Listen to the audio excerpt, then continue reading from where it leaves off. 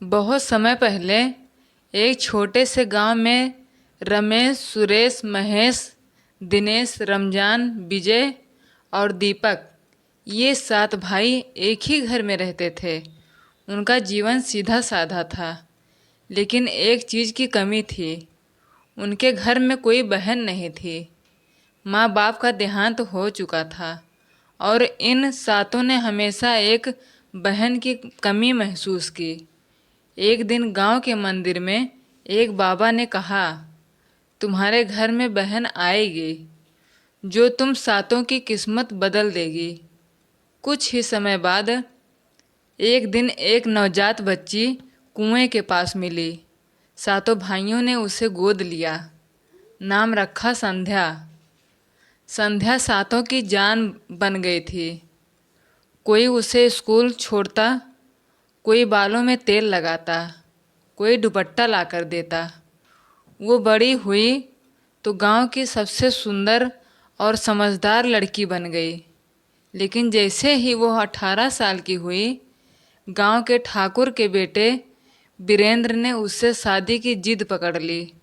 संध्या ने मना कर दिया क्योंकि उसे एक साधारण लड़के आरव से प्यार हो गया था। सातों भाई आरव को परखने लगे। आरव ने सातों की हर परीक्षा पास की।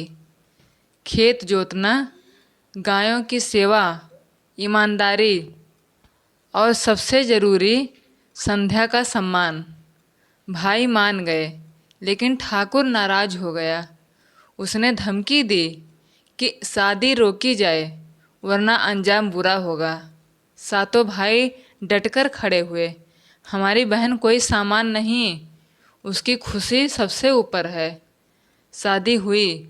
विदाई के वक्त संध्या सातों के पैर छूकर रोने लगी और सातों भाइयों ने एक साथ कहा, तू गई नहीं बहन, हमारे दिल में हमेशा रहेगी। संध्या अब 18 साल की हो चुकी थी। सुंदरता, संस्कार और समझदारी में पूरे गांव में उसका कोई मुकाबला नहीं था। सातों भाइयों ने उसे किसी राजकुमारी की तरह पाला था। गांव के लोग कहते, कितनी किस्मत वाली है ये लड़की, जिसे 7 भाइयों का प्यार मिला है। हर भाई का संध्या के जीवन में एक अलग रोल था।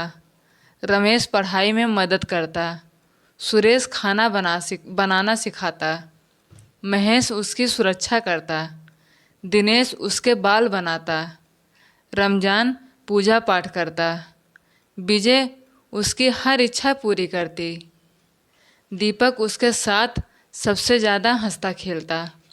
एक दिन गांव के स्कूल में एक नया टीचर आया। आरव, साधारण कपड़े, सीधी बातें, लेकिन बहुत सच्चा और पढ़ा लिखा लड़का। संध्या को उसकी बातें बहुत भा गई।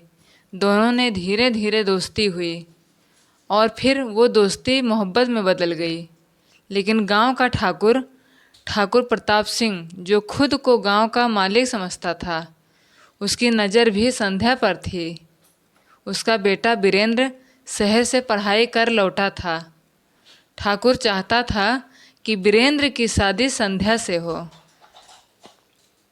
जब ठाकुर को पता चला कि संध्या किसी मास्टर से प्यार करती है, वो आग बबूला हो गया। उसने अपने आदमियों को भेजकर आरव को धमकाया, जो भी संध्या के पास गया उसका अंजाम बुरा होता है। इस बात की खबर सातों भाइयों की लगी। उन्होंने पहले आरव से बातचीत की। रमेश, क्या तुम हमारी बहन से सच्चा प्यार करते हो? आरव, मैं जान भी दे सकता हूँ उसके लिए, लेकिन मैं उसे सिर्फ अपना नहीं, आपका भी सम्मान दे दूंगा। भाई चुप रहे, लेकिन परखने का फैसला किया। अब शुरू होने वाला था आरव की परीक्षा। सातों भाइयों ने तय किया कि आरव को परखना होगा। क्या वो सच में संध्या के लायक है? पहली परीक्षा, मेहनत और लगन। भाई रमेश ने कहा, हमारे खेत में 2 दिन लगातार काम करके दिखाओ, बिना आराम के। आरो बिना कुछ बोले खेत में जुट गया। धूप, पसीना, छाले, पर उसने काम पूरा किया। दूसरी परीक्षा, इज्जत और संस्कार। सुरेश और रमजान ने उसे घर बुलाया। वो देखना चाहते थे कि क्या आरव संध्या को इज्जत देता है या सिर्फ मोहब्बत के नाम पर नाटक कर रहा है। आरव ने संध्या से नज़रें नीची रखकर बात की और कहा, आपकी इजाज़त के बिना मैं उससे कभी शादी के बारे में सोच भी नहीं सकता। भाइयों की आंखें भर आईं। तीसरी परीक्षा, गांव और परिवार की इज्जत। ठाकुर ने ये सब होते देखा तो आग बबूला हो गया।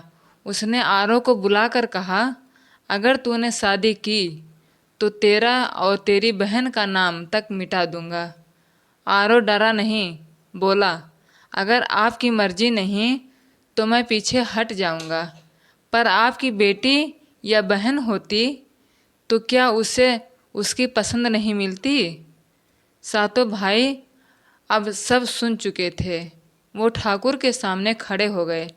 महेश गरजा, हमारी बहन कोई चीज़ नहीं ठाकुर, उसकी खुशी से बढ़कर हमारे लिए कुछ नहीं। ठाकुर, तुम सब मेरी बात का विरोध करोगे। दिनेश, अगर वो गलत है तो हाँ, विरोध करेंगे। ठाकुर हार गया। गांव वालों ने भी भाइयों का साथ दिया। आरव और संध्या की शादी पूरे गांव की मौजूदगी में हुई। सातों भाई बाराती बने और हर रस्म में खुशी के आंसू बहाए। विदाई के समय संध्या रोती रही। संध्या, आप अब मुझे अकेला छोड़ रहे हो। दीपक, नहीं बहन, तू हमारे दिल में रहेगी, हर वक्त, हर हाल में, बस खुश रहना। भाइयों ने आरव से कहा, अगर एक आंसू भी उसकी आंख से गिरा तो याद रखना, तुमसे पहले हम पहुँचेंगे। आरव ने सिर झुकाकर कहा, वो अब मेरी जिम्मेदारी नहीं, मेरी इज्जत है।